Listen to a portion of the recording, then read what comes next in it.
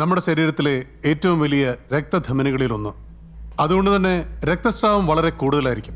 ദേ ഇവിടെ ഇൻഗ്വൈനൽ ലിഗമെന്റിന് താഴെയായി 6 സെന്റിമീറ്റർ നീളത്തിൽ ആഴത്തിലാണ് മുറിവുള്ളത്. മറ്റു മുറിവുകൾ ഒന്നും തന്നെയില്ല.